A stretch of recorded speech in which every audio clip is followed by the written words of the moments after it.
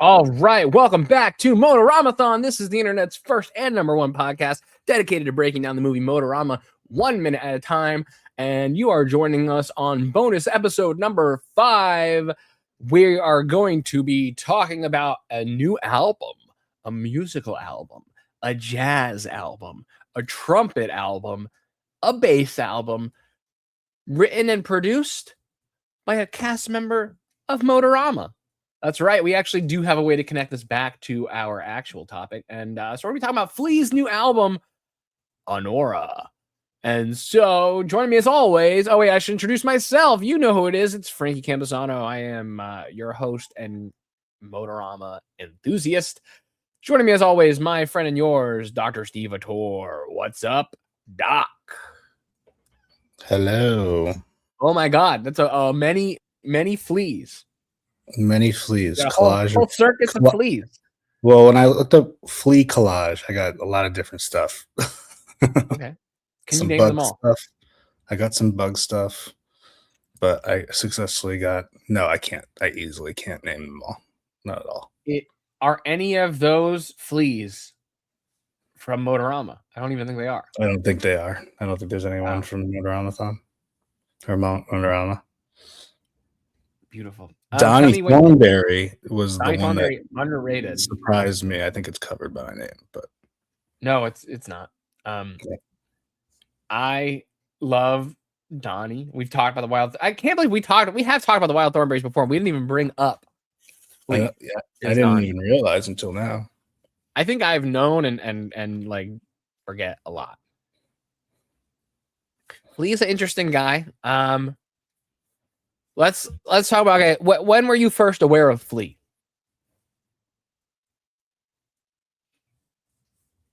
I'd say from the Chili Peppers. Sure, but like at what middle school, maybe like middle school, like 6th, 7th grade, maybe. So you were already like a fan of the Red Hot Chili Peppers, and then someone was like, "Hey, did you know that there's a guy in the band named Flea?"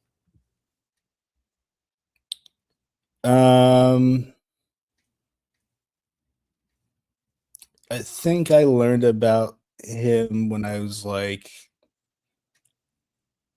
I don't know. I feel like a lot of bands have like one member that has like a one-word name. Yeah, that's like a nickname. Slash, The Edge, like things like that. Like there's the guy from Korn who I think is named the Monkey. Bruce Springsteen, of course, known as the Boss. Yeah, it's not like he's still Bruce Springsteen. He doesn't like name his album. Sure, but if you say the Boss, you know who it is. Some of these I'm like, I don't know these nicknames. Oh, weird. Yeah, this is Google's AI bullshit. Band specific role nicknames. I'm gonna read the nickname. Can you tell me the role? And it's not a specific individual. That's what's even more frustrating. The Quiet One. It's a member of the band itself. It's a position in the band, I guess. It's not an individual. Miranda keeps saying Ringo. It's not an individual. The Quiet One in the band. Role. Bait. You want to be on the show this week? You want to be on the bonus episode? Maybe the bass. Yes, bass is correct. If you're gonna just be chiming in, then just come on over and just join the episode, please. It's an invitation to either be on the show. Too late. I've invited you on.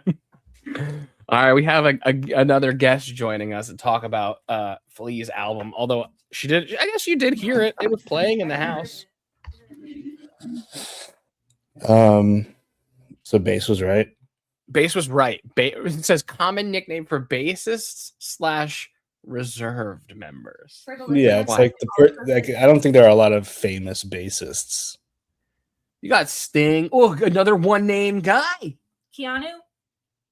Another one-name guy. Obama. He plays bass. Possibly. Does he really? No. Madonna. Spider-Man. And then they have I feel like the true famous bassists are not really bassists, and they're like DJs. Yeah. Different type of bass.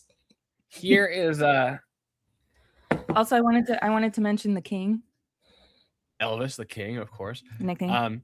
Here's a tip for creating band nicknames. Let's see if we can come up with nicknames for our band. Instrument mashups. Mix the member's last name with their instrument, e.g. Zambone for a trombonist named Zam. Just in case you have that. If you have a friend named Zam and he plays trombone. Okay, that's somebody who came up with the nickname and then went backwards. I better learn how to play trombone. Okay, and I better... what could the name be of a Zamboni playing the trombone? Okay, so what instrument are you going to play, both you guys, in the band? Sax. Okay, so Oh, that was gonna be... all right, so we're a band of 3 saxophone players. Steve, what is different your tenors? nickname? Different tenor. Someone could be tenor, someone could be a baritone, And someone's alto. Yeah. Boom. Yeah, there's our 3 saxophones. We're the 3 saxophones. I feel like I have to be the highest one just because of my anatomy. And the band is called 3 Sax. Like 3 Stacks, like Andre. Because I have just a higher voice than you two. Yeah, I don't think it has to do with that for sax. Oh, okay. It's probably like lung capacity because the buttons are going to change. Yeah, but I was thinking like you have to have like more breath to make the lower sound, but maybe that's not true. I've never played a wind instrument. I believe or brass just either. They also say you could combine a personality trait with your name. For example, Mad Mike or Steady Sarah. So you could be Mad Miranda and Steady Sarah. Sarah is that's a bad. You could be Steady Steve, and we have Mad Miranda, and then Funky Frankie. Well, why is yours good? Yours is fun. No one wants to be mad at anything. Some people want to be mad. Mike wanted to be mad. Well, it's okay. So Google's thing about band members with nicknames didn't super help, but I did get a list of 56 rock musician nicknames. I'm gonna read the nickname. You tell me if you know who it is, Steve. Okay. Okay. The Godfather of shock rock. Would I know? Alice Cooper. Oh. Right. Queen of Soul. Queen of Soul, Aretha Franklin, maybe. Yes. Ding ding. So you got 1 point so far. Ben. Oh well, that's his real name. I don't think you're gonna know the name Benmont Tench, but his nickname is Mad Dog. He was one of the most animated members of Tom Petty and the Heartbreakers. I think Mad Dog is a really fun nickname. Okay, here's another one. The Piano Man. That's pretty good, but that's a nickname that's longer than your actual name. That is Billy Joel. Nailed it. The Bard. That's cute. I like that. I didn't know that he's ever been called the Bard, this guy. Once. Because there's one person I think of when he says the Bard. Oh. It's not this guy. Look, it says there's actually Bard. two. It's not Shakespeare. That's who I think of. He's wearing a very interesting hat in this picture. What kind of music? Can I just ask that? Is it like folk music? It was folk music, and then he famously went electric. They just made a movie about him. Starring Timothy Chalamet. I was just gonna say Bob Dylan. You got it. The Bard. Okay. Oh. Yeah. Oh. Shit. Okay. Tough Gong. Tough Gong. Yeah. This is a guy who you're gonna be like, I've heard his name a million times. I've heard his songs a million times. I've never heard him called Tough Gong. I never heard that either. Tough Gong. I don't know. Bob Marley. Weird. Tough Gong. It's after someone else's nickname as well. Road Test Ronnie. I don't know this one. What the fuck? Again, a famous person who I think is known by his name. Okay, this is interesting. We nicknamed him Road Test Ronnie because he was the type to experiment with just about anything. If someone came along with some new acid or new dope, he was game to give it all a try. What do we think new dope means there? Because it can't mean pot, right? Maybe it's just new dope has to be like heroin. General for drugs. I would say it's probably heroin or yeah. Teaching all the drug slangs on this bonus app. Bon Scott from AC/DC. Oh no, John Bissett. No wait, John Bissett told the story about Bon Scott. Okay, Bon Scott, yeah, is Road Test Ronnie. The air raid Siren.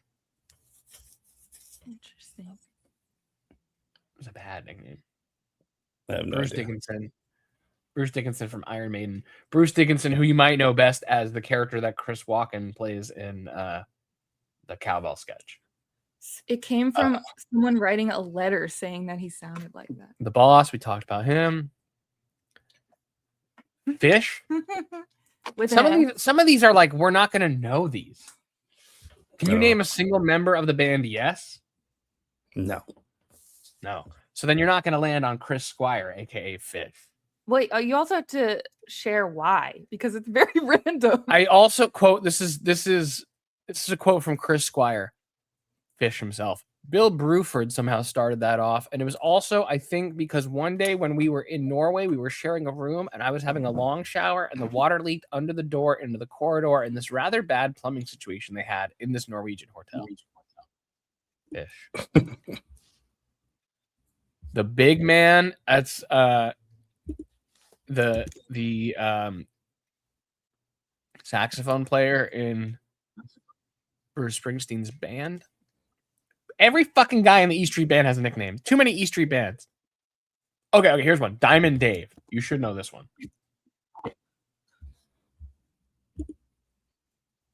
What is it? Diamond Dave.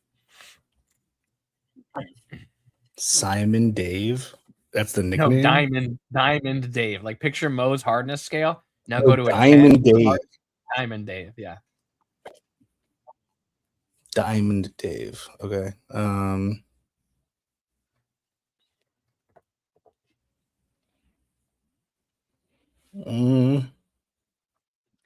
of the names is in the nickname. I don't know. David Lee Roth. Dave Grohl. No, David Lee Roth from Van Halen. He called himself this? Oh boy. Okay. Yeah, that's not a good one. Some of these are tough. I don't know these. I don't know enough like band members. I have either. like I know some lead singers, but that's maybe some guitarists, but I don't know any of these. And some of these are not even saying what. Wait, The Mozart of rock guitar. that's a good nickname. If you think of The just like famous guitarists, you'll land on this pretty easily. Maybe the most famous guitarist. Slash. No, it's Eddie Van Halen. Eddie Van Halen. I don't know.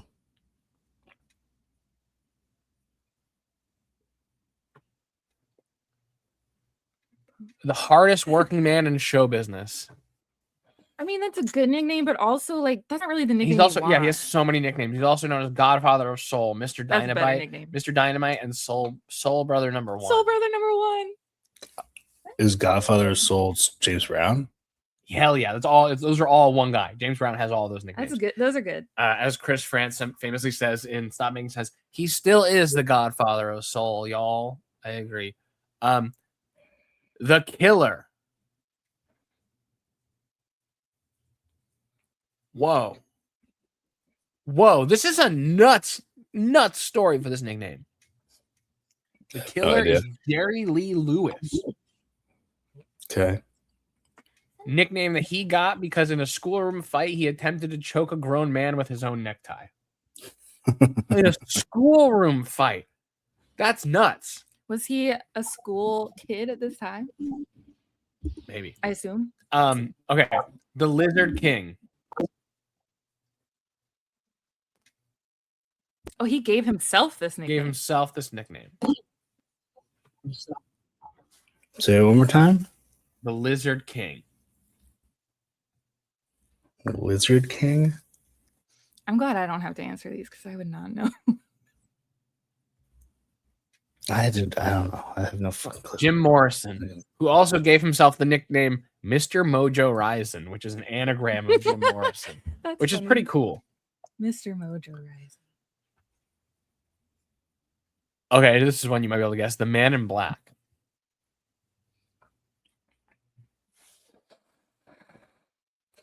Ozzy.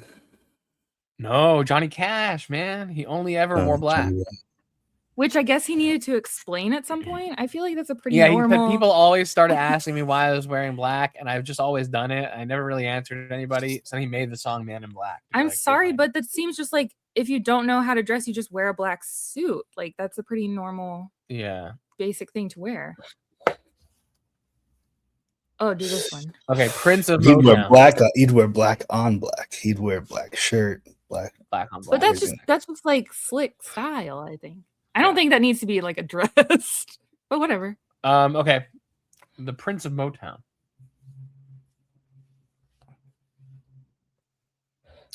Of Motown.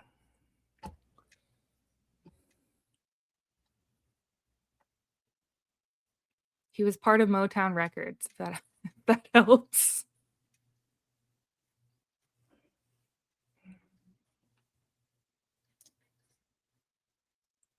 It's like Lionel Richie or something like that. Oh, it's Marvin Gaye. Yeah. Like this. Pope of Mope. Hope of Mope. Pope of Mope. Oh, Pope Yeah. of Mope. His other nickname is Moz. Well, don't give a short version of his own name. But it's not It really. is. It is. Okay, fine. Sorry. I ruined it. I still don't get it. I don't know. It's Morrissey. He's Morrissey. you know, British people will do like, short nicknames like that. Pope of Mope. That makes sense. Yeah. Oh, I didn't really realize it was like a British nickname. Oh, of course, Macca. Everybody knows Macca. Same deal. What are you doing? It's a British nickname. Hmm.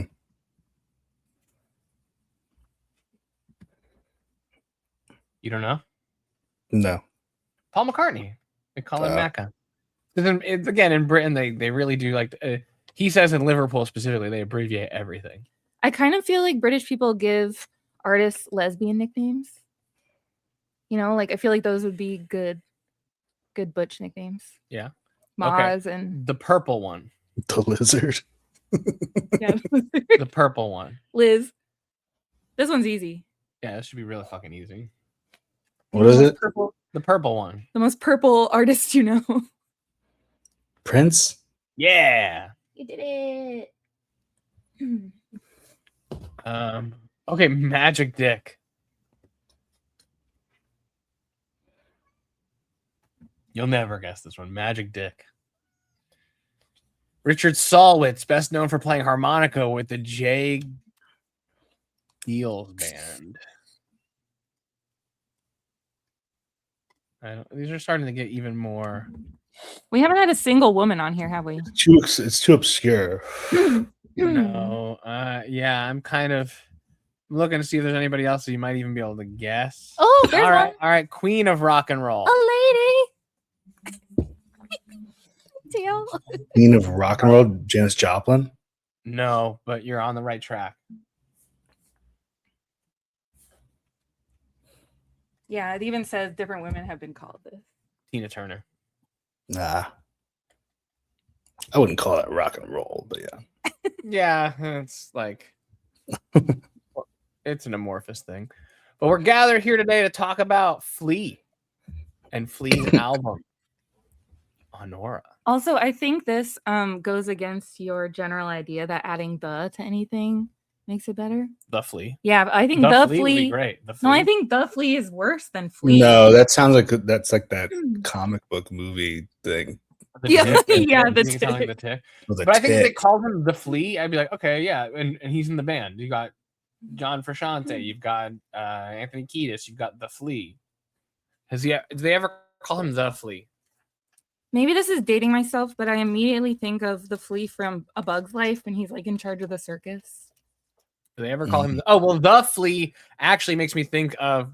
Oh, apparently Lionel Messi is called the Flea, La Pulga, in Spanish. Because of his small stature. And there's also Mucha Lucha. Yeah, I mean, I think that is part of the gimmick is that he's a small, tiny guy. And the Flea is definitely in Mucha Lucha. Oh, but he's human. Yeah, he's a. I don't have any familiarity with this. Mucha Lucha was a show that was about kids who wrestled. Oh, what And was it on? Nacho Libre kind of thing. Yeah. Yeah, it was on Nickelodeon, I think, right? Cartoon Network. It was Cartoon Network. Okay, Oh, It was a WB show. that makes sense. They wanted to one day become great mass wrestlers. And then they did a third season, Mucha Lucha Gigante, which I didn't know that they called it Gigante, but I guess it got Gigante. That's too big for it. So that's obviously a famous Flea, and I'd be interested in that Flea's album. But let's get back to Honora. So I listened to this record. You listened to this record. yeah. Miranda listened to it as well. The album. So let's give some backstory. This record, Flea's first ever solo album.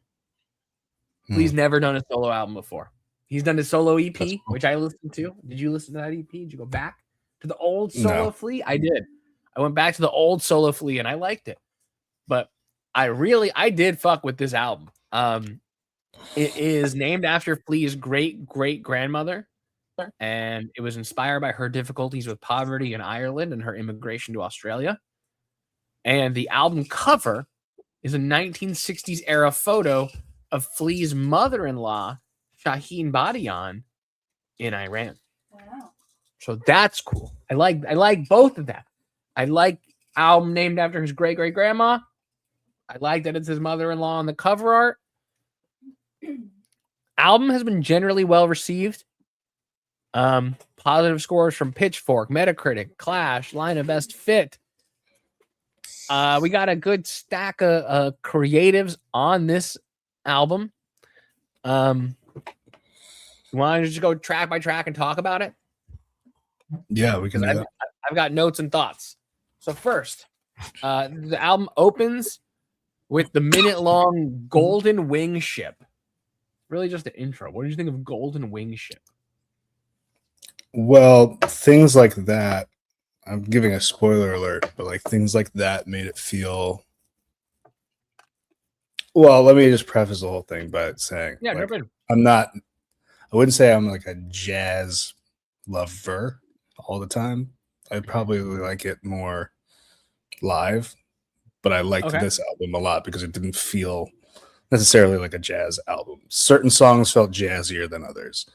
Yeah, he's genre hopping for sure all over this thing. Yeah. Like, so that song, that first song, made me think of like Minute-long intro. a mixtape almost, like a little bit. Like it's not, doesn't have that vibe, but it does a little bit in the fact that like a genre hops a little bit. And then I think it's interesting he has the Frank Ocean song in it. We'll get there. We'll get there, but that's my what I'm relating to, like mixtapey feel, like having that first song that kind of doesn't do too much, but gives a something that Channel Orange would do, you know? Yeah, it's a little little sliver of a song, little taste of a song, and then we're into A Plea, which is the first like full song on the record. A Plea is 7 minutes 40 seconds. It's the one that's like Civil War. Yeah. Now, I wrote down, here's my notes. A vibe. Very 2026 song for A Plea. And Yeah, now, very chanty, like yeah, war cry feels like chanty, and then he starts like rhythmically saying stuff, kind of like speech poetry. I hear kind it of in stuff. the air. I feel it in the air. You're scaring kids. My blood. Yeah, like kind of scary. And he even says like, literally, this is a real lyric. I'm not being corny. This shit is real. And he's just directly addressing like the state of the world and the state of this country. You know, he says, who's your neighbor? Who's your friend? There's hate all around. I don't care about your fucking politics. That is a corny line, I would say. But he's addressing real shit, and it is a song that is a statement, you know. With this song, with A Plea by Flea, you go, okay, this isn't a vanity project. This isn't just like disposable music. He actually had something to say, and that's why he's making this record. And they tell you right up front, you know, second track, but first real song, not just going to be an instrumental record. there's going to sometimes be vocals. Mhm. And Flea plays trumpet all over the album. It's a trumpet album. He made this record because he gave himself the challenge. He was on tour for Red Hot Chili Peppers. He said, on this tour, I'm going to learn how to play trumpet. I played it as a kid. I'm going to get good at trumpet. And then when I'm done with the tour, I'm going to record an album. Whatever I make is what I make. So I have this tour to get good, which I think is an interesting challenge to do. And that for a Plea is a little long, I'd say. That's my only thing is it the balance of the album's like It's trying to address structure. a lot of stuff. It's the second longest song on here at 7 minutes, 40 seconds, 39 seconds. And it's kind of heavy. I have a hot take. And we're going to keep talking about track by track. But my hot take is I actually think the album should go from Golden Wing Ship into Thinking About You, the Frank Ocean cover.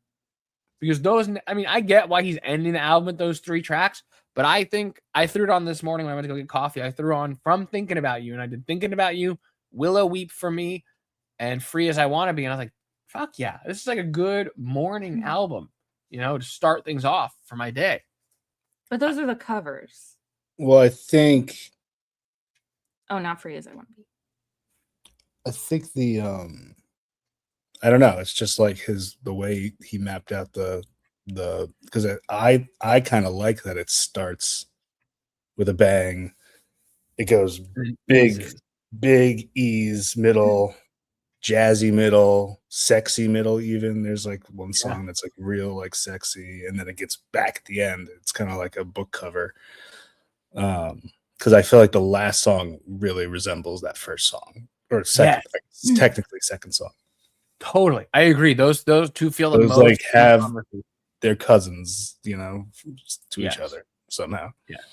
I also think it makes sense to front load with your really intense, message heavy song, like with the it's the single. It makes sense. Let's talk about Traffic Lights, which features Tom York from Radiohead. I wrote down what's a radio? Groovy. I forget it's even Tom York or Flea at times. Good background music. Could be in a movie. I liked Traffic Lights. Oh, there was another one that I felt like could be in a movie, but yeah. I mean, I thought Traffic Lights and Frailed. I thought Frailed was extremely cinematic, but I did really like Traffic Lights. Traffic Lights, I feel like is the other hit on this album. You know? Do you guys think this album could be like the soundtrack to Motorama? I actually really was thinking about that. Like you just plug it in. Well, place. The album's in its total runtime, it is how long? It's 51 minutes, so you'd have to like run some of it back. But thinking about you would be about the cards. He'd be like, I'm thinking about you, because he doesn't care about anybody else.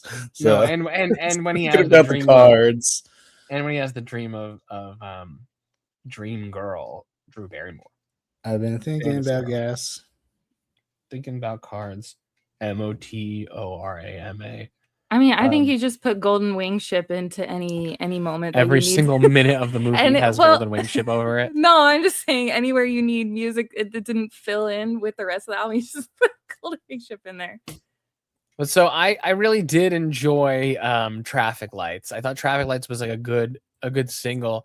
I'll say I have a little bit of a bone to pick with the Pitchfork review of this album that dinged the song Traffic Lights for having a line about, quote, the upside down, and said that could only be a Stranger Things reference. And I was like, get the fuck out of here. I think the concept of upside down they stole vastly I don't fucking think predates and is not exclusive to Stranger Things. Yeah, I don't think they can copyright the upside down. And I don't think of upside down. I don't think when Tom York sings the lyrics, can't go upside down. Past the traffic lights in the upside down, or how we live in the upside down. I don't think he's literally asking about fucking Stranger Things. I kind of think it makes me think of when you're driving in the rain and the traffic lights are reflecting on the wet street. Mm-hmm. Guy who's only seen Stranger Things. This is giving Stranger Things vibes. Was this whole album about Stranger Things? It's the album that Definitely. they're listening to when the one kid is in the Upside Down. I haven't seen the show in a long time. I watched season 1 and I went, this is a pretty good 1-season show. I don't think I ever need to see any more of it. And I didn't, and I was pretty happy.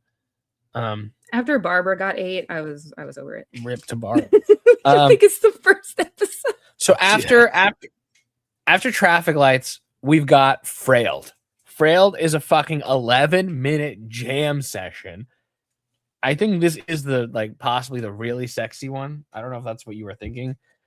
But to me, I wrote down Frailed is even more cinematic. Flea could be like a Trent Reznor or a 1-0 Tricks Point Never or a Danny Elfman. Like, I'd be interested in a movie with an original score by Flea based on this song. Me too, and it's Motorama. He's got some amazing session musicians playing here with him too. What did you think of Frailed? I need to be reminded what it sounds like. It's the long It's one on the instrumental. album. It's the 11 I won't minutes. hear that it if I play it, right? No, I won't hear it if you play it. I think that one I kept tuning in. Oh, I hear it. You do? I do hear it pretty loudly. Yeah, Shit, sorry. All right, maybe I just want to be reminded. you're good. Yeah, I think I kept tuning in when you were playing this one. Is I this like one really Frailed. trumpet heavy? yeah. Frailed is fucking long. I think I was tuning in. I was working during the playing of this album, but I think I was tuning in whenever Frailed was coming on because I was like, oh, this is like a jam.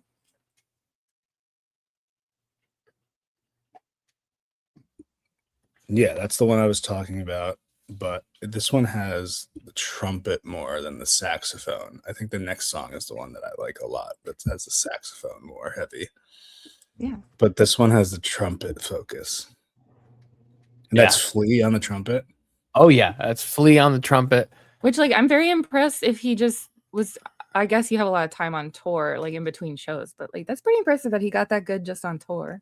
Yeah, he knew. Well, he'd already played before.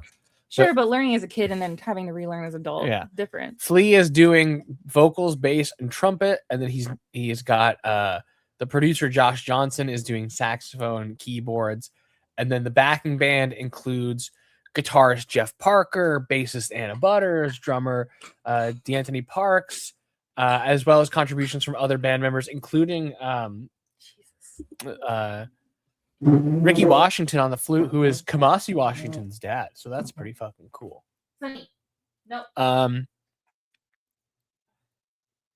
I liked Morning Cry. I wrote Morning Cry. Morning Cry is very jazzy, very funky. I wrote kind of reminded me of a Flying Lotus track. It's messy, it's fun, it's improvisational. No. We had a cat throw up in the background.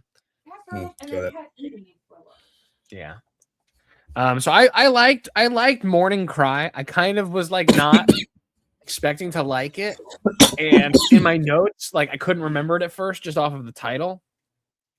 But I love that after an 11-minute track, we get the shortest actual song, not counting the intro, and it's just chaotic and it's fun, and there's a lot of shit going on in that one.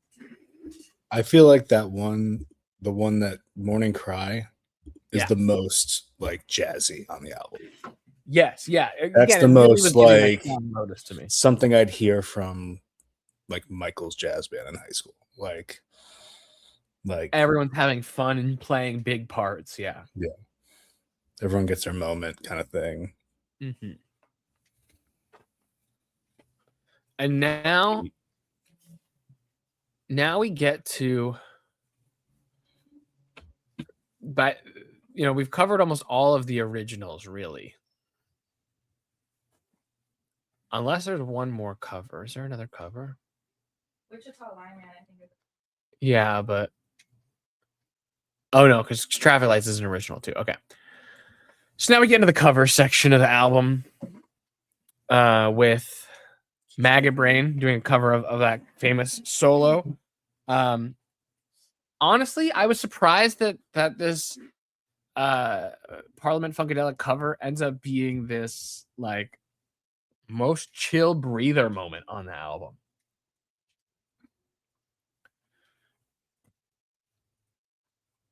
But aren't we like halfway through? Yeah, but I'm saying Maggot Maybe a Brain little is bit. it's a funk song. Psychedelic funk stuff, and then it ends up being this fairly chill version of it. And also famously, the Chili Peppers fucking love that album and that song, so that makes sense. I didn't know that was a cover. I didn't know that was a cover version. You ever heard that? Have you ever heard the album Maggot Brain? I don't think so. Oh, buddy. Okay. It's only 36 minutes. It's like one of the all-time great like funk rock albums. It's basically, you ever heard the album Awaken My Love by Donald Glover, Childish Gambino? Mm-hmm. You know how he's like suddenly doing something totally different on that record than his other stuff? It's because he literally just wants to make Maggot Brain. Including like, there's a song Hit It and Quit It on Maggot Brain that is almost exactly covered on Awaken My Love. This is just Flea absolutely paying tribute to his roots. It's a surprisingly chill moment. But let's talk about Wichita Line, man. I love this song. Me too, dude. And Nick fucking Cave. That was my note that I wrote down. Nick fucking Cave. That was the whole note. He just comes in and crushes that cover. My first exposure to that song was Celtic Thunder. Oh, really? Yes. Interesting. Which actually is kind of true for a few songs. This version reminded me of like, I don't know. It was very sad. It was very, very like sad. I mean, it is a sad song though. It is a sad song.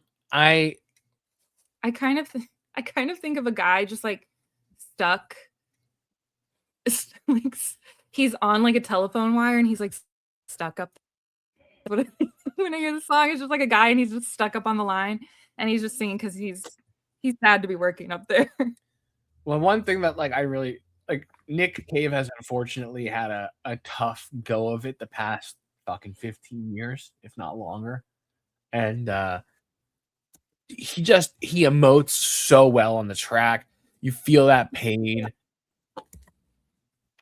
It's a pretty it's maybe the heaviest emotional moment on the album. And again, one of those ones where you go, okay, Lee had something to say with this record. It's not just he's putting it out for fun. I feel like we already get that from that. That's what I was saying about that second song. Yeah. I feel like yeah, this the choices he's making. All right, let's talk about the elephant in the room. The Frank Ocean cover Thinking About You, which Flea debuted on a talk show. He did it on the Tonight Show with Jimmy Fallon a couple weeks ago. This was how it was 1 week ago. This was how I learned that Flea was putting out a solo album. This is how I learned that Flea was covering Frank Ocean on it. You can see him switch from bass and trumpet, which is pretty cool. And it's just like, it's an interesting song to choose, but hearing it in this trumpet cover creates the same feelings as when I first heard that song, where it's like, oh, wow, this is amazing. There's something here that just fucking works about that melody, you know? Yeah. I mean, I thought it was, I liked it. I didn't think it was super unique. No, he's not doing that much with it. I thought it sounded pretty much exactly the same as the original, which is fine. Yeah. It's like he's not changing it up. Yeah. That was my only qualm with it, but I think it doesn't necessarily need it. I think if he added a bunch of horns and stuff, maybe would be interesting, but yeah, I'd be interested in seeing him play with it more. I also appreciate that this is a version that he knew he could go on TV and perform. Yeah. Like there's something to be said for like he loves the song. We love the song. It certainly got me to understand and give a shit about Flea putting out an album. I kind of wish he had just covered the entire Channel Orange album. Agreed. Someone said on the Red Hot Chili Peppers Reddit, I don't think I've ever heard Flea play the bass softly and with so much feel. And someone replies, and with so much t-shirt on. He's the quiet one. Yeah. People really liked it. They think his someone said the trumpet sounds a little flat on the show, on the live performance. Yeah, it might have been. Maybe they didn't tune it right. But look, Jimmy Fallon is not exactly where you go to for your like. I'm not going to hold the Fallon performance against the album. Also, the album sounds great. He's kind of elderly. Like, so what if it's a little flat? I mean, okay. He's not. I'm being mean. Well, let's see. Flea is 63. Are we going to go ahead and say that 63 is elderly? I mean, for someone playing the trumpet, where you have to have like a lot of breath, I think that's harder when you're older. That's all I'm trying to say. I'm not trying to say he's ancient. I'm trying to say, give him a break. Yeah. He's older and he's playing live. I agree. I'm not trying to say no one over 60 can play the trumpet. That's not what I'm trying to say. I'm teasing. So after the Frank Ocean we could cover, have a lot of over 60 listeners. I don't want anyone to. Yeah, most of our listeners. All of our listeners are over 60. Also, I was listening to this album in the other room, and I definitely was like, "This sounds like Frank Ocean." And for you, like, it is. I was like, "Oh, okay." So after thinking about you, we get a cover of "Willow Weep for Me," originally by Anne Ronell. I really fucking dig this one too. Like I said, I put on the album this morning when I went to get coffee, and I started at thinking about you, and I went bam, bam, bam. Dark and cosmic. It's grown on me. My original notes here was like, it was fine, but I like that song more. It's got a unique vibe. I think it's a really good transition between Thinking About You and Free As I Wanna Be, which I wrote that last one really hooked me back in. It's a reminder that it's as much a bass record as anything else. I read this as the song form as ABBA, but as AABA. Free As I Want to Be. Now I have a pitch for you, Steve and Miranda. Sorry, I was just listening to Willow Weep for Me just to remind myself. Oh yeah. I really like that like deep bass, like dark and cosmic. Yeah, baby. That felt upside down. Yes, and it was Stranger late in the album to go to that place. You know, yeah. Again, the type of thing where it's like I would love to hear Flea do a score for a movie. Yeah. Do you think he'd ever do Flea the movie? Possibly. Now, Free As I Want to Be is interesting because he never says those lyrics in the song. No, it's not a Free movie. It's a Flea movie. No, sorry, I'm talking about the last song on the album, Free As I Want to Be. The lyrics are, I'm free to be what I want to be. But he says the title is Free As I Want to Be, which is interesting. Free As I Want to Be suggests that there is the potential for an even more free Flea, but he doesn't want that. He's only as free as he wants to be. The lyrics say I'm free to be what I want to be, suggesting he has not changed yet. Two different kind of messages there. And my hot take is, do you think he originally wrote this as I'm Flea to be what I want to be? I was going to say, because the lyrics are like, I'm free to be what I want to be. And so maybe he wrote, I'm Flea to be what I want to be. Maybe. Please call me Flea. I actually wish he's just an I'm Flea. Like if the album started I'm Flea and he's singing it. What about Free As I Want to Flee? Free As I Want to Flee is pretty good. Yeah. I'm free to be what I want to flee. I'm Flea and I want to flee. I feel like it's too hard to say. He'd fuck it up. I'm Flea and I want to flee is pretty good. I think maybe the line where he just says I'm free, he should switch it to I'm Flea. I'm Flea and I want to flee. He's Flea and he wants to flee. Yeah. So that's overall. What score would you give this album out of 10, Steve? I mean, I liked it pretty good. I'd give it like a 7 or 8, maybe. That's kind of where I'm at too, and that's the critical consensus as well. Because like, there's 10 songs. I don't really count that first intro because it's not really a song. I pretty much enjoy all 9 of the other tracks. Like, there's nothing that I was like, Jesus Christ, let me skip this. I was like, these are all bangers. Yeah, nothing was too weird jazz. It didn't. Yeah, it definitely did not feel like specifically a jazz album. But I put it on this morning again just for fun as I went to get coffee. So I think that's I'm happy with it. Miranda, what do you think? I gave it a Flea out of 10. Okay. yeah, I liked it. I think it deserves like a 7 or 8. Yeah. Look, I also don't.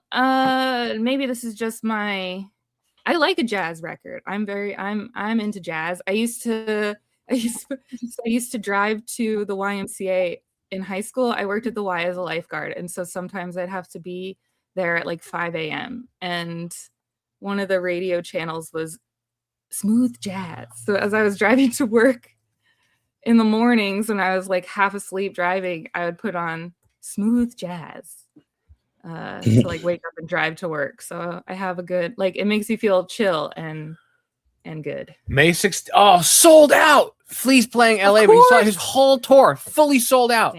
Damn. 1, 2, 3, people love 4, 5, 6, 7, 8 dates, and they're all sold out. Oh, he hasn't sold out Belgium yet, and he hasn't sold out the Netherlands yet.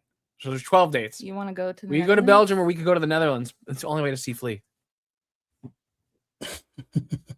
Flea's got merch. The solo Flea merch. What does that look like? I think the merch might just be the album. I'm Flea. I really do wish he said I'm Flea. What about I'm Flea Fallen? Flea Fallen's pretty good. Cannot find the merch page despite there being a link. Everyone's trying to buy it right now. The page is overwhelmed by everyone trying to buy it. So maybe Flea doesn't actually have merch set up yet, even though he wants. I mean, maybe they had to use it all for the tour because it sold out already. Yeah, I don't they know. had to keep all the merch for the tour. So that's it for Flea. Congratulations to Flea for putting out an album that we like. And we encourage all of the surviving cast and crew of Motorama, put out a jazz record. We'll review it on the show. If you put out new music, we'll check it out. They could even collab with Flea to do a record. I would love to. Flea collabs with, you know what he should do? Flea should collab with each person from Motorama to make a full album, and each person is on a song. I actually wouldn't mind if Flea's next album was a tribute to Motorama. Actually, he does one song for every movie he's been in. He's got a song for the chef in Motorama. He's got a song for the Nazi that he plays in Point Break. He's got a song for he's the Nazi in Point Break? Yeah, he's got a song for Donnie Thornberry. Is he the one that gets punched in the face? He's the one that looks like Flea. Yeah, that's really helpful. He's got the gap. Okay, yeah, he's got the braids. If you see the gap, so it's maybe Flea, possibly Flea. That's so funny. I did not know. Well, one of them is Anthony Kiedis in Point Break. No, Flea is not in Point Break. Okay. Only Anthony Kiedis is. That's confusing. Tone. So that's Anthony Kiedis. His character name is Tone. Flea in Fight Club? Was he in Fight Club? Flea's in Back to the Future. Flea movies. Who's he in Back to the Future? That's not helpful. He's Flea to be what he wants to flee. He's in Baby Driver. He's in 100. He's in The Big Lebowski? He's one of the nihilists, yeah. Oh, I think he's the one in the pool, and then they're nihilists. They don't care about anything. And Jeff Bridges goes like, that must be exhausting. He's in the pool? I love the Big Lebowski. We know. Here's some trivia about Flea. He shaves his head and has many tattoos all over his body. Okay. On acting in Back to the Future 2, he said it was okay. I mean, I didn't really like the film much. I wasn't happy with my performance in it either, but you know, it's basically a multi-million-dollar piece of trash, is what Flea said about Back to the Future 2. He also rode in the ambulance the night that River Phoenix died. With him. I feel like He that. rode with him. Also, Flea is Australian. I don't think I knew that. I mean, I gathered that from what you were saying about his grandmother and stuff. I didn't know that he personally was like Australian. I thought maybe you could just trace his roots there. I'm really curious why he was in the ambulance. Was he part of the like incident? I don't know. He's probably just hanging out. He's in 2 episodes of Obi-Wan Kenobi series. Toy Story 4? He's in Queen and Slim. He is in Inside Out? He's in Inside Out. Yeah, he's one of the cops. He's in both Inside Out 1 and 2. Good. He's got an interesting. He works, a lot of- works a lot. A lot of these acting credits are Red Hot Chili Peppers music videos, and I don't think that those should count. And they're counting him as Flea, uncredited. And it's like, he's a Red Hot Chili Pepper. He's credited. He was in the He's Wild credited. Thornberries. He's Donnie. He made just noises. He's been around Just me made my whole life. noises.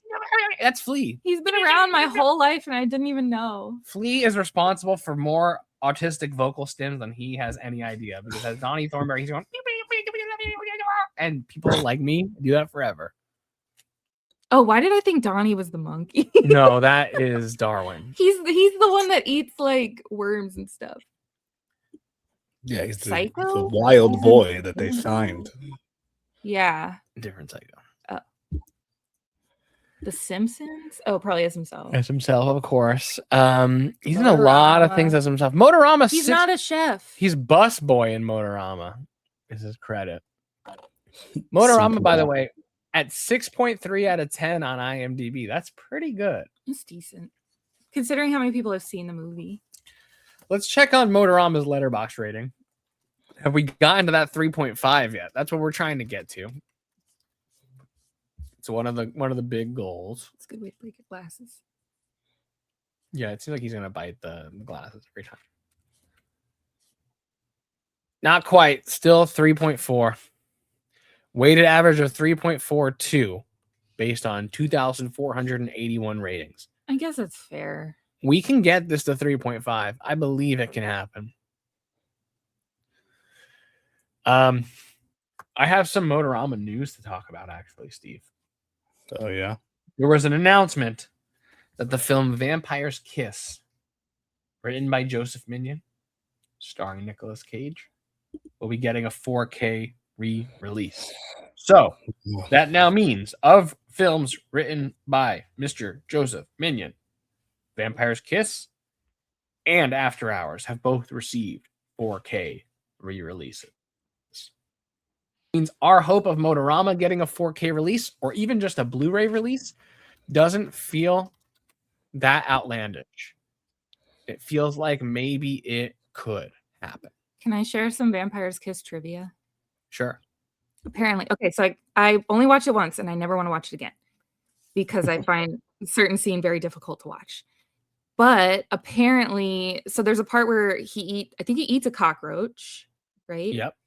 Apparently in the script, he was supposed to suck an egg, like a raw egg, but he didn't want to do that. And he would rather eat a cockroach, a live cockroach, than suck on an egg, which I found very interesting because I think of the two, I'd rather eat a raw egg than a live cockroach because one is going to move in your throat. Well, you just think he swallowed the cockroach whole. I think he crunched it and killed it in his teeth. I think Oh, either I'm way, sure he crunched it. it's moving when you eat it. Until I you would bite rather it. crunch it than eat it whole. Cockroaches famously can survive all kinds of stuff. But not being bitten in half. I think they could. I don't They think so. run around without their heads on and stuff. Like a chicken. That's why you really got to crunch them. Can a cockroach survive being cut in half? It will run or try to run off and die eventually. I told you. And while you're That's why you chewing gotta it really chew that. And it can survive for several hours or even days In your after tummy. being bitten in half. in your tummy. In your tummy. That's why you God. gotta alive crunch in the your shit tummy. out of them. You gotta make sure they're dead.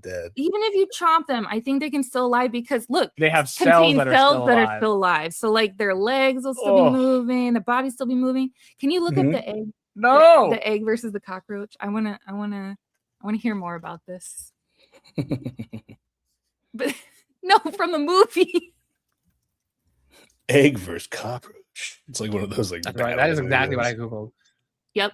He says he regrets eating the live cockroach. It was gross. Because it was his choice. In the script, and it he said had raw to do egg. it twice. Yeah. They didn't get it the first time. I'm sorry I did it at all. The director pranked him. The director got in the first shot, but I think made him do it twice. A notorious moment in Cage's acting career. It highlights Cage's method approach to the role.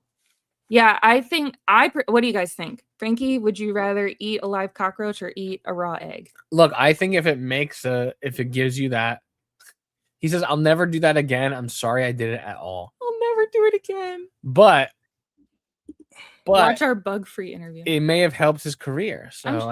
I mean, look, if you told me to eat a cockroach right now and your life changes, I'll do it. Fuck it. I'll suffer through. When people see the cockroach go in my mouth, they really yeah, they made him do it twice, even though they didn't need to necessarily. I just think Nicholas Hoult did not see Vampire's Kiss before doing Dracula, which is kind of nuts. Interesting. I just find it so interesting that between the two, Steve, would you rather eat a live cockroach or suck a raw egg?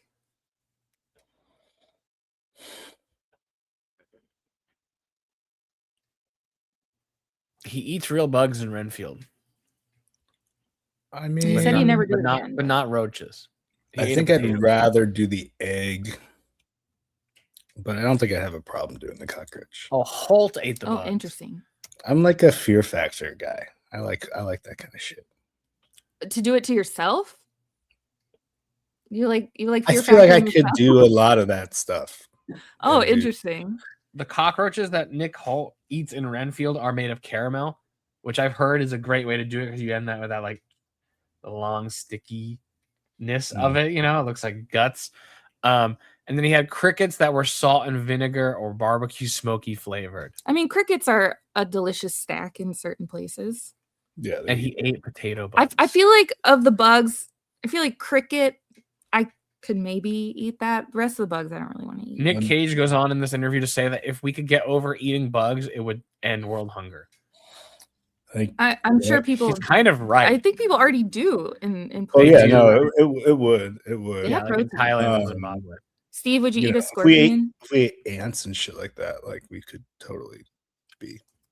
I feel like ants don't have a lot of protein per ant. I feel like you have to eat a bowl of ants. No, ants are like little grapes. You gotta bite in that little part that like is juicy. What part is juicy? The big butt. The big butt.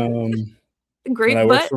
When I worked for my uncle's Mexican taco restaurant, the cooks were Mexican, and they would bring in like, I don't know, they seasoned the crickets and stuff, but they were not live. But no, but it sounds like I think I tried them. I think crickets have a generally like neutral taste. I don't think it's like a strong flavor of cricket. You gotta flavor them. You put shit on them. Yeah. That's what I'm saying. I think the main thing with the crickets is dusting them with a Yeah, they're like chips if you don't think about it. Steve, would you eat a scorpion? I guess if it was safe. I don't think it's safe.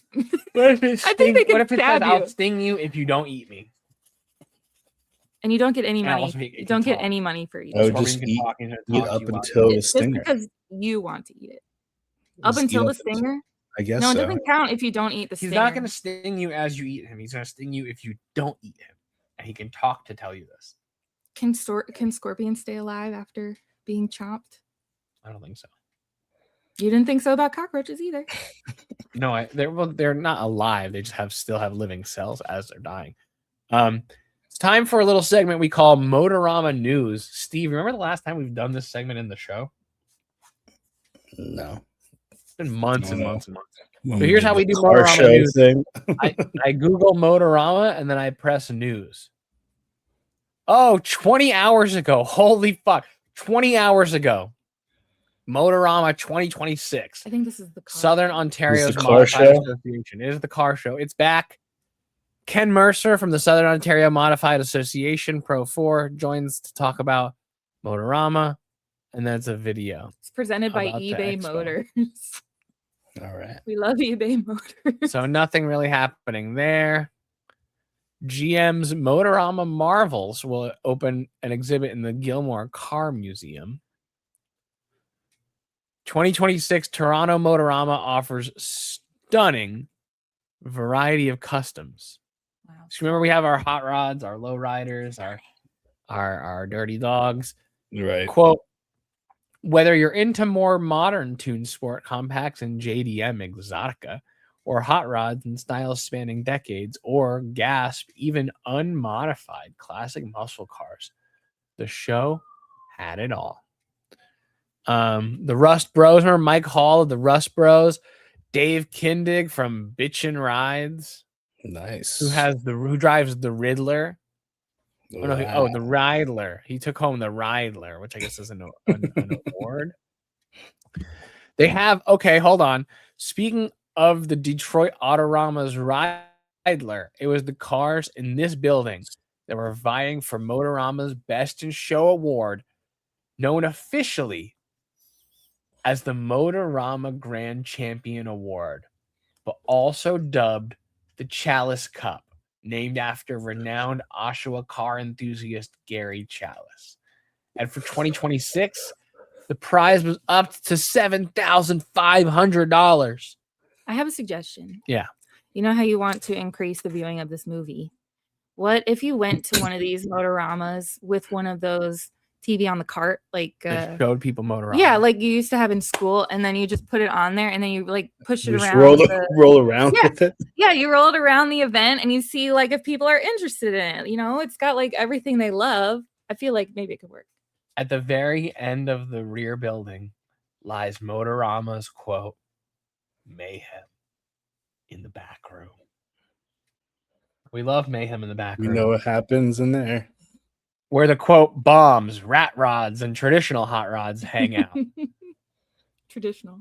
Wow. I'm glad that mayhem in the back room is still going. It's the best part. Toronto's Motorama is just an absolute draw for off-the-wall builds like that. Not to mention high-dollar hot rods, high-horsepower racing machines, and just about every type of and genre of custom car you can name. Thank you to Nicholas Marinese for his article for driving.com. I think or $25 driving.ca. to go to the Motorama is pretty fair. Yeah. Oh, wait, there's a museum in Mansfield, Ohio. I mean, they're smart to put it in the back room, so you have to go through everything else to get to the mayhem. You have to Which clip we through all the know. wall. Yeah. If you clip through the wall, you get ready for mayhem. Oh, you're driving the car through the event? No, I think like the back rooms. That would be Wow. mayhem. That would be mayhem if everyone was in their cars looking at cars at a museum.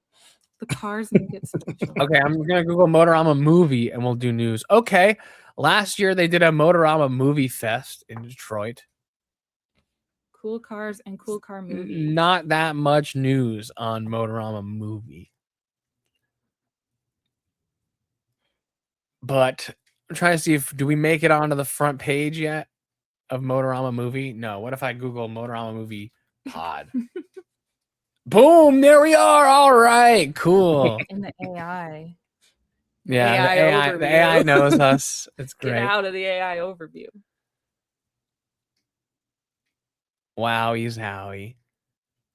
What a good movie. I'm so happy that people are enjoying our show At least the AI is. and The people Google are AI. enjoying Yeah, AI loves it. Motorama. In scripting, they wanted to They leave the could be end lying, open. but we'll never know. Leaves plenty of room to get weird. Joseph Minion apparently went on a podcast in 2022 where they called this a movie. He says he modeled the promotional game after one called Tigerino, which was in the gas station in the 60s. And it needed to be fantastical and absurdist, of course. What's this picture of JC Mikes and the Full House guy? Because he's on Full House. Oh, I'm sorry. I'm sorry. We all know this. I just was like really shocked to see Bob Saget in there. Him and Bob go way back. Yeah, they must. Rip.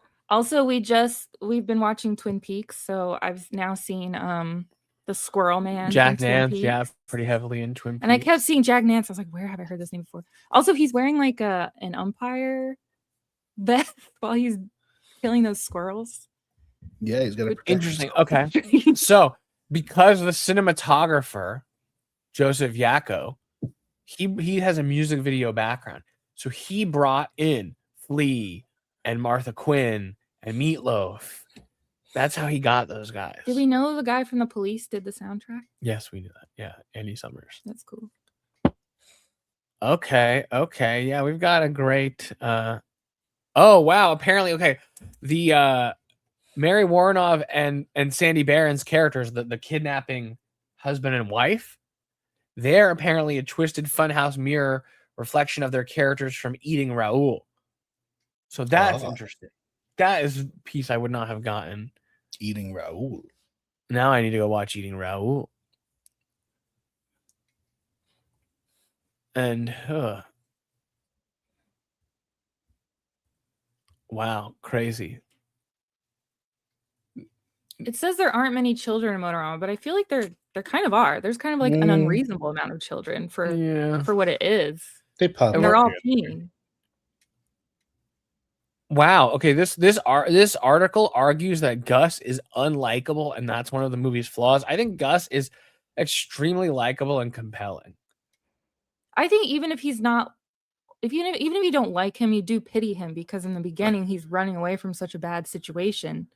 They claim that the police officer encountering Gus across a different state is a continuity error. I think it's like, no, he's like a state trooper or something. He's like a federal. He's just a cop. You know, who gives a shit? He could have been following him. I mean, I think there is some degree of merit to that. Also, maybe in this world they can cross state lines, and that, you know, like who knows about the rules of the police in this non-American West. Joseph Minion says he wanted the Motorama ending to be open to interpretation. Quote, I don't know that I would want to dispel the sense of mystery. I love it when there are some things you can't really explain.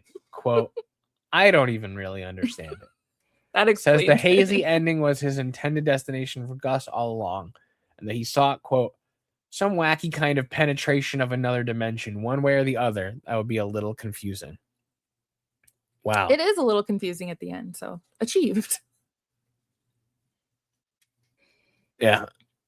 I mean, we've got some crazy shit coming in this movie. We're nearing the final, you know, we've got 32 minutes left, 32 episodes left of the show. Thank you to Joe Capraro of Looper.com, whose article, The Best Road Movie is a Movie You Never Heard Of, gave us some of those quotes. Yeah,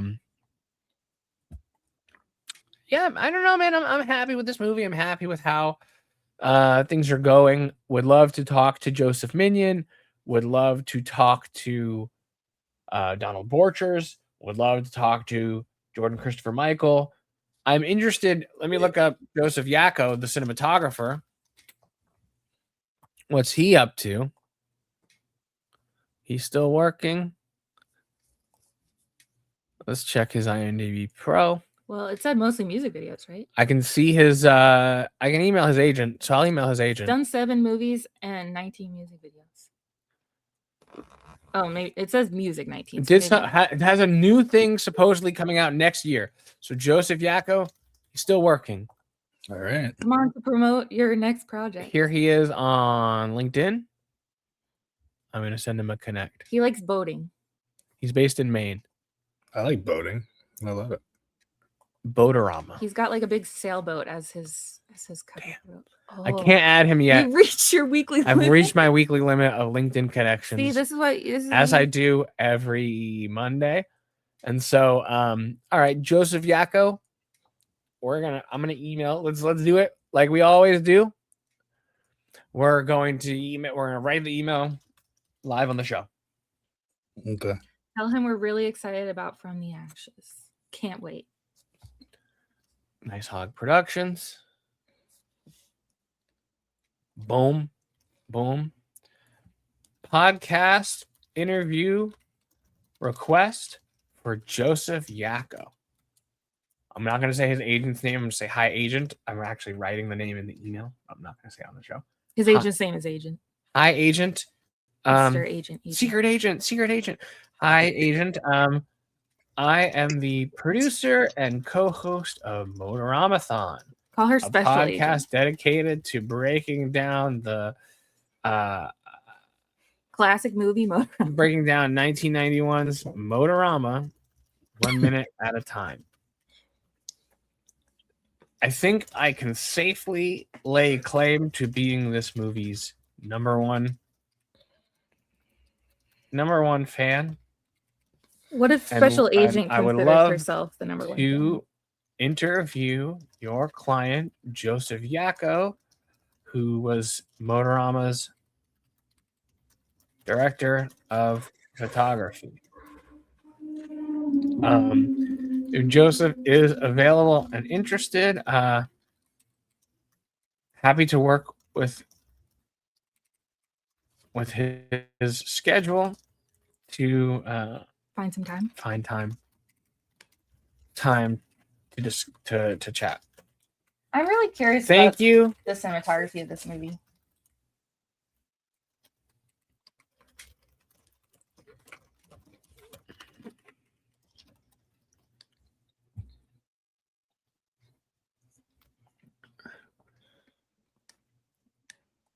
We have covered the first 54 minutes of movie and Establish some credibility. expect to wrap up our coverage of the film by the end of the year. Give him a deadline. Boom, boom. All right, I'm going to send this. Oh, you can't send. You've fulfilled your number of emails ability to send a week. No, I sent it. And then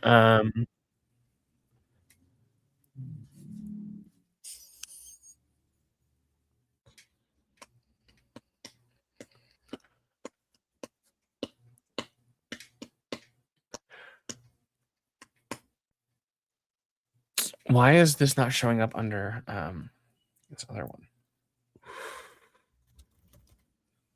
My Beyond the Shorts. Following up with Beyond the Short, but it's not. It doesn't show up in my sent. That's kind of strange. Oh yeah, there it is. Okay, it does show up in my sent emails now.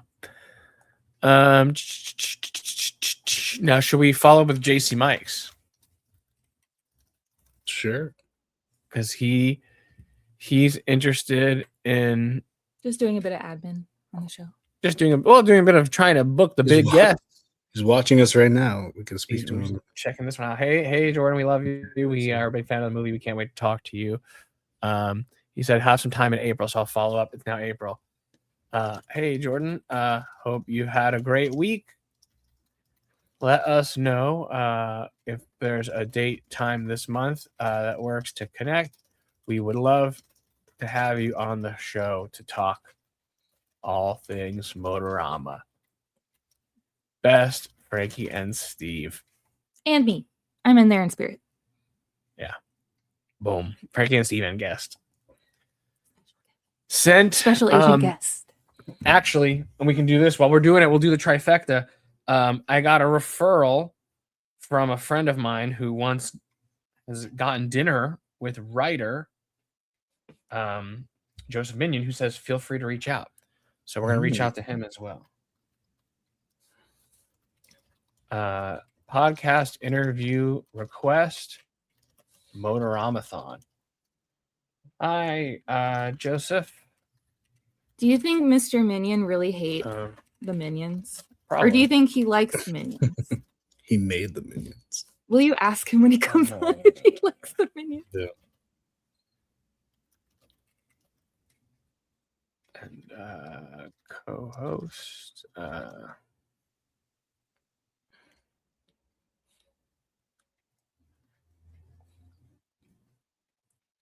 MOTORAMATHon. Don't you want to mention your dedicated? I'm going to, yeah. Okay. Breaking down the movie minute by minute. Our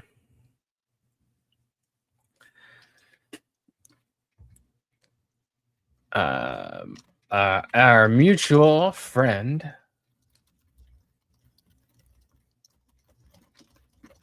and Recommended reaching out to you. recommended I reach out. They also flagged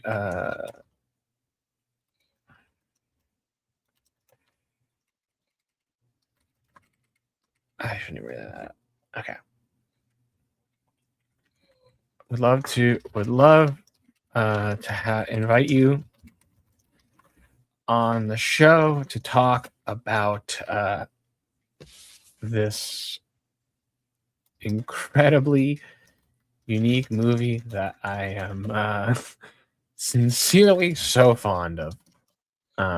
Happy to make any time that works for you work on our end.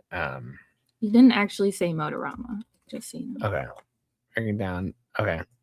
He knows. He wrote it, though, so he fucking knows what movie. I'm just saying, you said Motoramathon, you didn't say Motorama, just in case. We've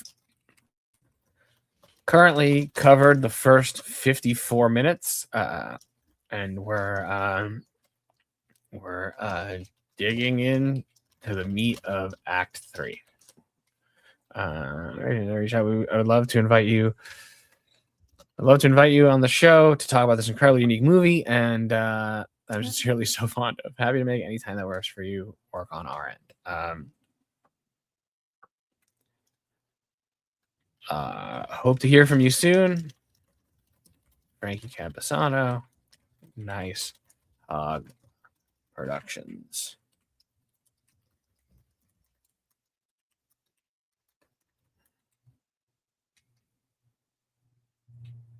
Do you think people enjoy the admin part of the pod? I don't know. If you're listening to this bonus episode where we reviewed Flea's album and you stuck around, then I don't think you can really mind. We're giving you insight into big guests that we're trying to book for you. So I hope that people enjoy that we went out of our way to try to land these incredible talents. And I actually think, like we've talked about it, if we can get JC Mikes, if we can get Joe Minion, if we could get Joe Yacko, if we could get me, Drew Barrymore. Yeah, look, I'm gonna circle right back to Drew and be like, Drew, we got the star of the movie, we got the writer of the movie, we got all these people. Don't you want to come back and talk about now? it? Do you want us? We'll redo your episode. Drew, do you remember that fever dream? Yeah, if Drew, if you want to come on and replace the episode that I did, you're welcome. Meatloaf's daughter. Meatloaf's daughter. Miss Minnie Loaf. Yeah, what about the other kids in the movie? Is Barry Shills alive? Sounds like it. As far as I know. Barry Shills, by the way, mentor of one of my mentors. So we could get Barry Shills on. Barry Shills did America Undercover Real Sex. Holy shit, dude. What about Phil? Where's Phil at? Oh, we could try.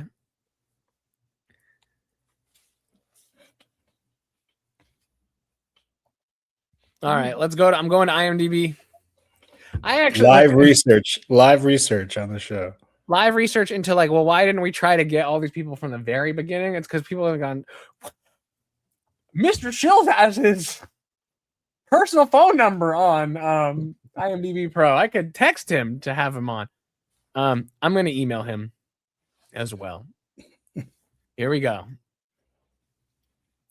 Look, it truly is. If we get the star, the cinematographer, the director, the writer to talk about this movie that nobody's fucking seen, then this show is a resounding success. And it actually becomes not a joke that this show could lead to this movie getting a re-release. It becomes Yeah. it becomes a thing where it's like, oh, Criterion's putting together the Motorama 4K. Well, we should just put the whole podcast on the bonus disc, right? Like it's right there. Could you imagine our dumb fucking a lot of material? That's the like bonus disc is that's like hours. a disc set in itself. It's like Hundreds. you buy the Criterion, but you get 7 other discs of us fucking doing this shit. Yeah. Okay. So let's do. Let's assume it's about, we'll say, roughly 100 minutes per podcast episode. You know, You typed in 86 times 100. 8,600 minutes. Now divide that by 60. Almost 150 hours of content about a movie that is 90 minutes. You're gonna need multiple discs for this. It also has production company email on there.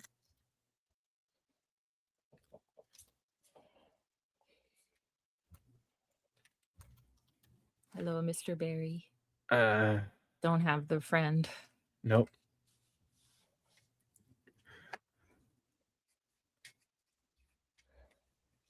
Okay. Do I even bring up that we do know a person in common? Whom? Yes, I don't want. I don't want to out this person. I'll do it as a PS. I believe.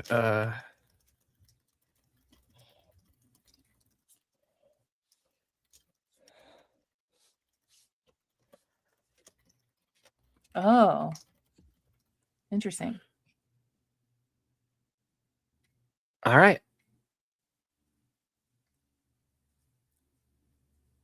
When in doubt, Send it out. There we go. All right. The outreach has begun. All right, and you know what? We're gonna go big or go home. We're going back to YouTube to go talk to Donald Borchers. Mr. Borchers, we're back. He said, "Come back to me in, come back to me in 2026." We gave him some time. Dude, we're the top thumbs up comment on the movie. If you go to Motorama on YouTube, the top comment is us saying we made a show about this movie. Oh well, maybe it's only the top one because of ours. I think it's the top for you Yeah. because you. Thank you, glad you're enjoying Because it. the one right under it has 44 likes. Maybe it's true. I think it puts your post. Fake True. news. Mm. Highlighted reply.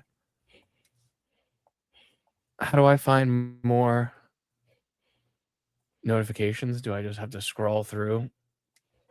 Maybe. Damn. Notifications. I'm not sure YouTube is known for its user friendly. All right. Well, let me go on back to this. I'll DM him. Can you DM on YouTube? I don't Fuck think it. so, 'cause I don't Going think out. you can You connect send it him an email. We're gonna contact him via email. from Nice. Brooklyn. He doesn't have his personal email up. He only has his legal reps. Maybe it has it on the No, Oh. no, it's not. It's not gonna do that. Okay. All right, let me look up.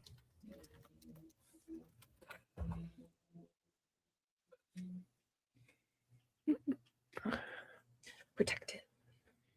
He did an exclusive. I mean, his fucking home phone number shows up on Google, but I want a Gmail. But here's also the thing: is these people. No offense to our beloved, phenomenally talented filmmakers.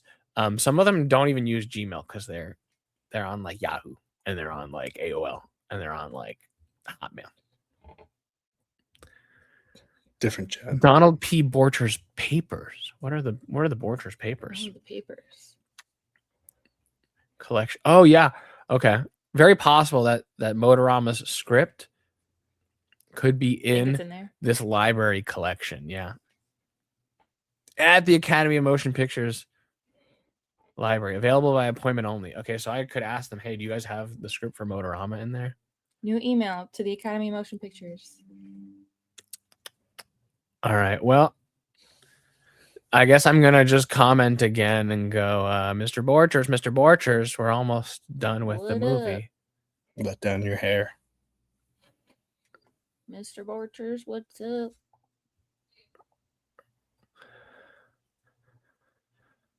Newest.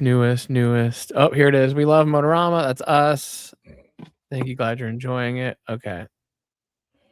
Where maybe he deleted it, or maybe it's under one of his other videos.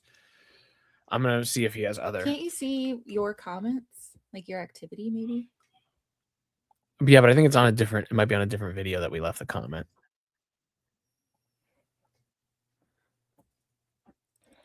Damn. Come on, Borchers. We want to talk to you about the movie that we love. Listeners, let us know if you really enjoy this part of the pod. Yeah, seriously. Well, look, Chat, how you feel about this part of the pod? Here we go. We're gonna end it with the one more attempt. Mr. Borchers, we would love to have you on our podcast to discuss Motorama. We have covered the first 54 minutes of movie, and we want you over Mr. the past Borchers. year, and we're expecting to wrap, and we're working our way through Act 3. We would let us know if you have some time.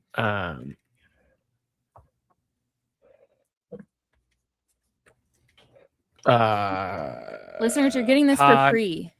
No one else will give you this insight for free. Is the email. All right, there we go. Oh fuck! I fucked it up so bad. Edit. I gotta edit the comment. I spelled his name wrong. I accidentally typoed. I called it Mr. Borchers. Sayers.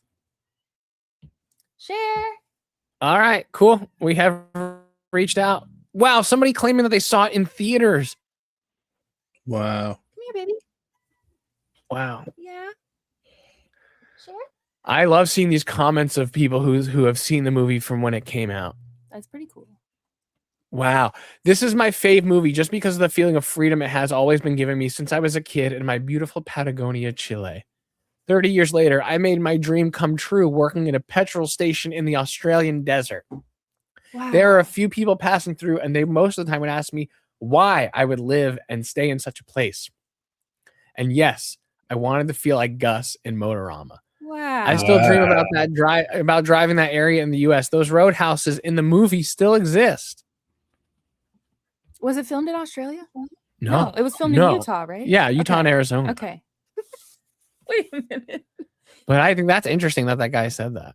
I remember watching this as a kid, and it stuck with me. But no offense to this person, but it kind of seems like they thought it was filmed in Australia, and it was not, because he's like, they're still there, but that's not where it's filmed. Someone says, I knew the busboy was Flea, and Donald Borchers replies, Roger that. Thanks for watching. I love the boy could be me, said someone else. But I'm lucky that my name is Ernst Richard. So many R's. Have you ever thought about doing a... Wow, okay. Donald Borchers says he's never thought about doing a commentary. Would love to do a commentary for this movie. He says he did do a live chat when it premiered. So there's a live chat that we could go through. Maybe we'll do that sometime, but I can't get it to load right now. So well, this is his chance for the future. Yeah. Plans for the future. Oh, okay. I guess I can see what he says. Oh, the director is here. Hey, baby. Okay. Someone says Jack Nance from Eraserhead. Okay. It's true.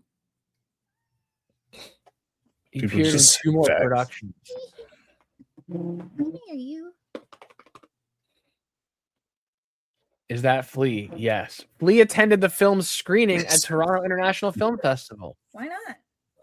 The late Linda Francis was their casting director. A lot of his stuff that he's saying is like, and this person was just in other projects later. Mostly just saying the names of the actors as they appear in the movie is the comments that Miss Vamo has joined us. That he's offering. Which is my cat. Oh, I like that he has the bow tie on over his cast. Oh, sorry, we're not there yet. No, this is just, yeah. There's not a lot of, okay, so he doesn't say a whole lot in the in the actual chat, to be honest. He says yes a lot. He's kind of like a single word responder, which is cool. Ezra, Very 595. cool and mysterious.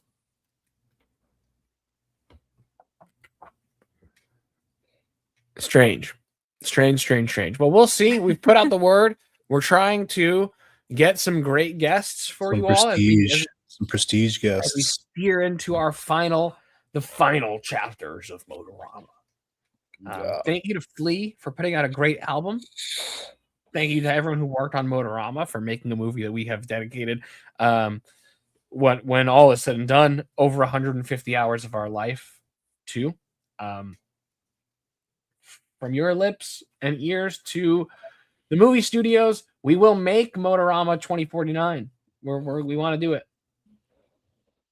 From your lips and ears? Yeah, from the listeners' ears, they hear the idea, and then their lips, they say it. Oh. And then the studios hear and go, okay, we'll do that.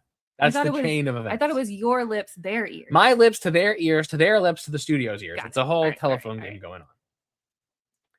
As we come to the end of the show this week, thank you for joining for the bonus ep. Thanks for tuning in as we did some housekeeping live on the show. Steve, what would you like to plug? My website, steveautour.com. Instagram's at Steve_Autore. Please go to the Nice Hog YouTube channel and check out my new movie, Glory's Hole. It's a fun, dark comedy sketch. Very funny. And upcoming Milk Boy and Cookie Exchange. Submitted Milk Boy to a few film festivals already, so gonna gear up to do a few more. Exciting news to come, hopefully. Fingers crossed, knock on wood. Yes, we're working on a lot of great stuff. Stay tuned for more on all of that. Miranda, anything you would like to plug? I would like to plug World Peace. I think we could use some of that right now. Cool. You can find everything we do at nice-hog.com. You can subscribe to the Nice Hog newsletter for free at nicehog.substack.com. It's a great way to keep up with everything we do every week, including our Pokemon streams. We're currently playing through Pokemon Emerald. We have 6 badges as of last night's stream. We are posting episodes of this podcast, of course, right there. And you can check out everything that we do, including upcoming festival dates, behind-the-scenes content. We put out weekly web comics that you can check out. Our most recent little adventure in comics world is that Sabrina, who has been doing these comics for over a year now, contributed a super-sized edition of her comic, The Fart Side, to a local punk zine in Philadelphia, and it is fucking flying off the shelves. People are super excited about it, and so we're looking to continue to kind of make inroads into that scene. Maybe we'll see a Nice Hog zine in the future. Who knows? It's a thing that we've talked about wanting to do. Maybe we'll make it happen. In the meantime, we'll be back with minute 55 of Motorama. The big 5-5. That's a powerful minute. So until next time, Steve, hit him with the sign off. Flea. Fallen. I'm Flea. We out of here. Listen, stream HONORA and the Flea album, and also stream HONORA, the movie. Stream both. HONORA and HONORA. Boom boom.